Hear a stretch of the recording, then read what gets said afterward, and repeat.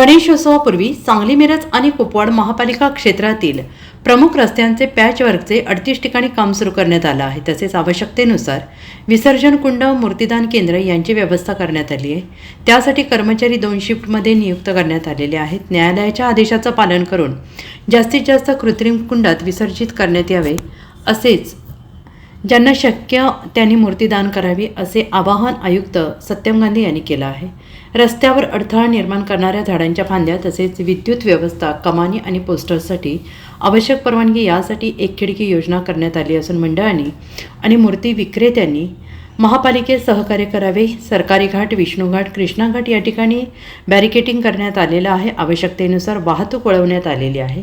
6 फुटांपेक्षा कमी उंचीच्या गणेश मूर्ती कृत्रिम कुंडात किंवा तलावात विसर्जित कराव्यात, असं आवाहन करण्यात आलेलं आहे। गणेशोत्सवाच्या पार्श्वभूमीवर महापालिकेची यंत्रणा सज्ज झाली आहे, अशी माहिती आयुक्त शुभम गुप्ता यांनी पत्रकार परिषदेत दिली।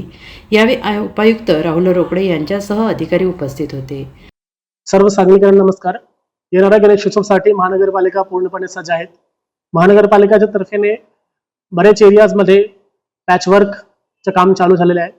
जवळपास 38 ठिकाणी पॅचवर्कचं काम पूर्ण झालेलं आहे आणि 20 ठिकाणचं पॅचवर्कचं काम चालू आहे, जे पण आम्ही 2-3 दिवसात कंप्लीट करणार। त्याच्यासोबतच महानगरपालिका 53 ठिकाणी कृत्रिम कुंडचे अरेंजमेंट करणार आहे। त्याच्यासोबतच मूर्ती दान केंद्र 25 ठिकाणी आणि निर्माल्य कुंड 28 ठिकाणी असणार आहे।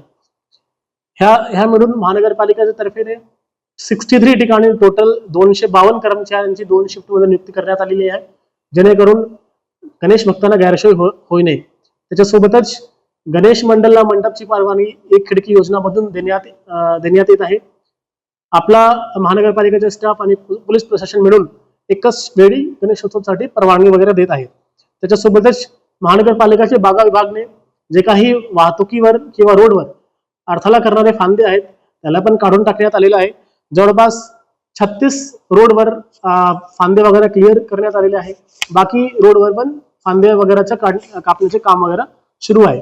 त्याच्यासोबतच विद्युत व्यवस्थामध्ये सर्व महत्त्वाचे ठिकाण सरकारी घाट सांगली, विष्णू घाट, मिरजमध्ये कृष्णा घाट किंवा गणेश तलाव हे सर्व ठिकाणी महानगरपालिकेतर्फे लाईटची अरेंजमेंट करण्यात आलेली आहे। त्याच्यासोबतच जवळपास 30 ते 35 CCTV कॅमेरा महानगरपालिका पुढच्या काही दिवसात बसवणार। त्याच्यासोबतच कमानी व पोस्टर्सच्या बाबतीत महानगरपालिका पोलीस एनओसी घेऊनच कमानी व पोस्टर्सची परवानगी देणार आणि त्याच्यानंतर वैद्यकीय पथकच्या बाबतीत जवळपास एकूण 14 वैद्यकीय पथक महानगरपालिकामध्ये पूर्ण वेळी तैनात असणार आहे। त्याच्यासोबतच 5 ॲम्ब्युलन्स महानगरपालिकेने स्टँड बायवर ठेवलेला आहे।